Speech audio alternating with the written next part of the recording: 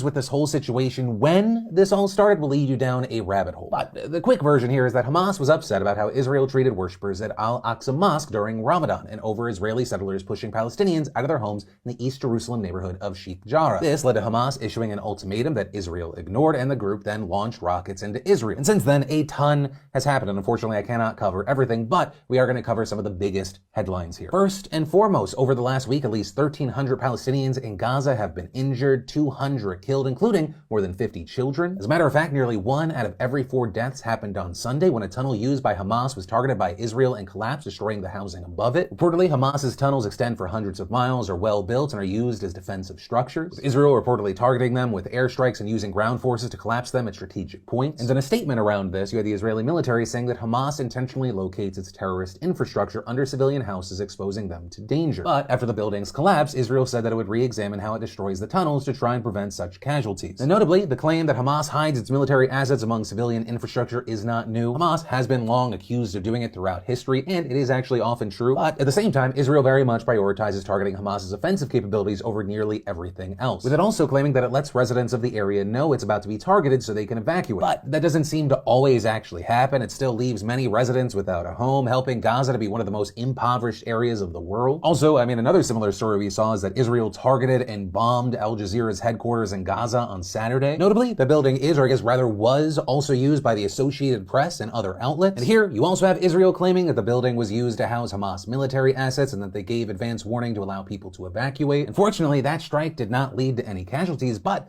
either way, that attack drew widespread condemnation worldwide. You people like Gary Pruitt, the Associated Press president, saying, "The world will know less about what is happening in Gaza because of what transpired today," with him also demanding that Israel actually provide proof that Hamas was using the building for military assets. Going on to say, "We have no indication Hamas was in the building or active in the building. This is something we actively check to the best of our ability. We would never knowingly put our journalists at risk." This bombing has also caused Reporters Without Borders to issue a statement calling on the International Criminal Court to investigate, with its Secretary General adding that deliberately targeting media outlets constitutes a war crime. Also, in addition to what's happening there, the attacks and death toll have not only been happening in Gaza. To date, reportedly nearly 3,000 rockets have been fired at Israel, though many of those have been destroyed by Israel's Iron Dome defense system, but some have also hit targets, leading to at least 10 Israeli deaths. And while all of that is happening, Israel is experiencing some of its worst sectarian violence in years. Throughout the country, Israelis and Palestinians have clashed on the streets, leading to stores being vandalized, many injuries, including what can really only be described as lynchings. One of the disturbing trends with all of this, beyond the general violence, is that when this is happening, when it's Israelis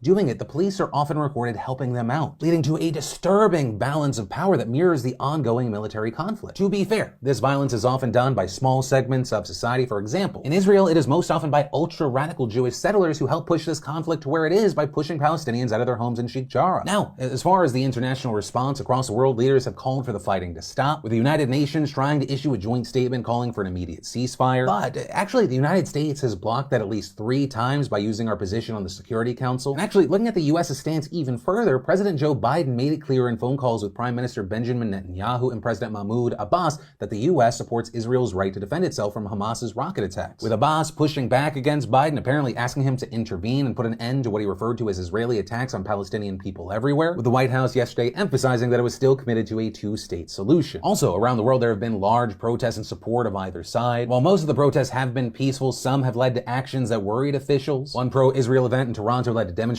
getting assaulted. In Germany, for example, one protest led to Israel's flag being burned, causing the foreign minister to condemn the acts, also tweeting out on Friday that those who burned the flags also burned the values of our basic law. And while with this situation, we kind of have to wait to see what's going to happen next, the one thing we know will happen is that the death toll will continue to rise. You have Israel sending more and more ground troops to the region, both sides vowing to continue fighting. But actually, where I'm going to end this story is with a different kind of fighting around this situation. That is the fight around public perception and public opinion of what is happening. You're seeing Israel's social media teams kind of just going full steam ahead. I was watching TikTok yesterday. I thought I was watching something that was like a Nike ad. It was like 15 seconds to text someone back, 15 seconds to fold a shirt, and 15 seconds to run away from Hamas's rockets, as well as posting videos with captions like what's really going on in Israel, and even noting in that video that social media has been inundated with regular people and celebs promoting the plight of the Palestinian people. And actually, they've gone even further there, specifically pointing pointing to individual celebrities. Bella Hadid, for example, has gotten a lot of attention, both positive and extremely negative. She posted about and joined a pro-Palestinian march in New York. Bella's father is Palestinian, and over the past couple of days, she's been posting about her Palestinian family, sharing photos and writing that they were taken out of their homes in 1948 and had to become refugees. And when sharing photos of the march she attended over the weekend, she had the caption, "The way my heart feels to be around this many beautiful, smart, respectful, loving, kind, and generous Palestinians all in one place. It feels whole. We are a rare breed. It's free Palestine till Palestine is free." At one point, even live streaming the march, and actually this got the attention of the State of Israel's official Twitter account, with them taking aim at Bella and shooting out the tweet. When celebrities like Bella Hadid advocate for throwing Jews into the sea, they are advocating for the elimination of the Jewish state. This shouldn't be an Israeli-Palestinian issue. This should be a human issue. Shame on you. With them further arguing that they're saying this because she joined in on a chant that says, "From the river to the sea, Palestine will be free," arguing that that phrase is used by people calling for the elimination of Israel. However, Palestinian activists have argued against some of the criticisms of this phrase, including that some call it anti-Semitic, saying that it refers to the political and geographic landscape of Palestine and Israel, not the religious landscape, noting that Palestinian activists use it to call for the rights of Palestinians in those borders. Gigi Hadid has also been on the receiving end of a lot of harassment, people accusing her of being anti-Semitic, advocating for the killing of people in Israel. And to this, she ended up responding, "I condemn anti-Semitism. I am not trying to kill you, nor would I ever want that. I do not wish any more deaths upon Israelis, just as I feel about Palestinians. What I do want is equal rights for Palestinians. There are also Jewish Palestinians and Christian Palestinians, as there was coexisting with my father's Muslim Palestinian family when he was born in Palestine in 1948. I wish you peace." Also with this, we've actually seen a large number of Jewish Americans speaking out against the Israeli government, or even seeing the likes of YouTube's own Ethan Klein tweeting, "The Israeli government is making me sick. Even if Hamas is operating out of a civilian building, it doesn't justify the total destruction of that building. It's inhumane. Netanyahu is a piece of shit warmonger and needs to go. As a dual citizen, I love Israel and the Israeli people. They deserve a government that actually believes in peace and not force and violence." And personally, I will say, whether it be an Ethan Klein or really any other Jewish American, I think it is helpful when they speak out, because it illustrates this incredibly important point that what the Israeli government is doing in the name of the Jewish people is separate from the will of many of those people, and that criticisms of violence perpetrated by that government is not anti-Semitic in and of itself. And it's like, no, those are two different things. I think it's really important we get that common ground, because there are a lot of legitimate reasons to be disgusted by and criticize the Israeli government. Because while I think there are certain avenues here, I mean, people like John Oliver had said there's certain areas that you can kind of both sides this thing.